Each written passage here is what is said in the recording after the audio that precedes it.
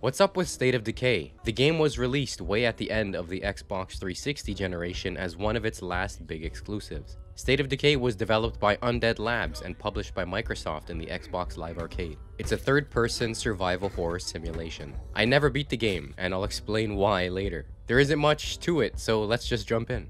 The game starts with Marcus and Ed getting attacked by some zombies. They've heard of zombies and know what they are, but it isn't until later that they realize that's exactly what these things are that's attacking everyone. You find a man held up in a small home taking care of some injured people. You leave and come back to find out that it was overrun and everyone died. The man had a walkie. Ed snags it and hears someone on the radio telling them to meet up at a nearby church. Can you make it down to Spencer's Mill?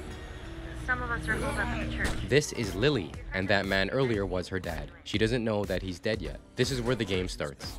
Your home base has different ratings for how much food, medicine, ammo, and other stuff that you have. You'll need more as your base grows. The game is open world, so you can go wherever you want, search homes and businesses for supplies. When you enter a new building, you'll get notified on your map to make sure that you check and clear all the rooms. Spots inside can be searched, which takes time to complete. As you wait for the meter to fill, you can be attacked and interrupted, so it's best to clear the area first or have someone watching your back. You can also rush the search with the sprint button, left bumper, but there's a chance that you'll make a bunch of noise and alert nearby zombies to your location. There are high chances you'll find rucksacks, which are duffel bags full of supplies. They don't take a spot in your inventory, but you can only carry one and they drain your stamina much quicker. Bringing these back to the base will fill up the corresponding section needed to keep everyone happy. Another thing that I love, which is super useful with the rucksacks, is car trunks. Not many games take advantage of this. I think all the vehicles have an inventory near the rear of the car. You can put multiple rucksacks, guns, or basically anything in the trunk.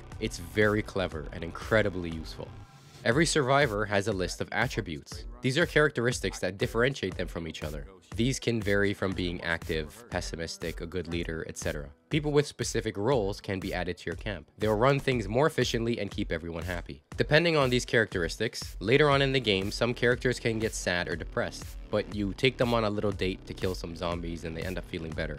Before we move on, I didn't beat the game because there's permadeath. My Marcus was so strong and was a beast, but the last mission you need to hold out in an area and he died. I quickly shut off my 360, but it was too late. It auto-saved or something and I lost him forever. I stopped playing right there. I quickly want to remind you to leave the video a like if you're liking it, and subscribe as well if you're loving it. It's free and it really helps the channel a lot. Thank you.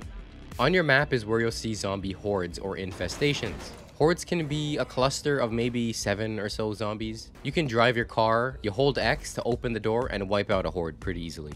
Infestations are like mini missions. The splat symbol on your map will show when a house is infected. Just means to clear it out of the zombies. Infested houses just have more zombies than any other house will. Your home base isn't just the church the whole game. You can create outposts and move your home base. There's a larger warehouse in one of the other towns later in the game that's the perfect spot. A bigger property means more upgrades, which can have areas that produce food or take care of your survivors that get sick. The game is great. I loved it until Marcus died. State of Decay 2 introduced plague hearts and that ruined the game for me. It's basically a harder type of infestation with zombies that can get your survivors sick to the point where you need a specific medication and a whole bunch of other shit. I didn't like the second game and I fell off once I felt like it was beating me up. Anyway, should you play State of Decay? Well, it's the perfect game. If you wanted... Wait, I think he needs help. I hate to ask, but help? If you can't go camping without a flat screen. If abandoned cars are absolutely immovable.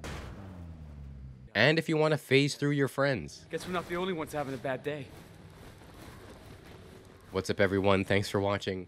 Undead Labs was acquired by Xbox and is now working on State of Decay 3, which is said to be a huge step up from this and the second game. I look forward to what they do with it. The first game is special, it's lots of fun, so feel free to check it out and let me know what you think. Follow my socials. I'm SilverJS on Twitter and JSSilver on Instagram and Threads. 3s for the E's. I'll see you all in the next one. Stay safe.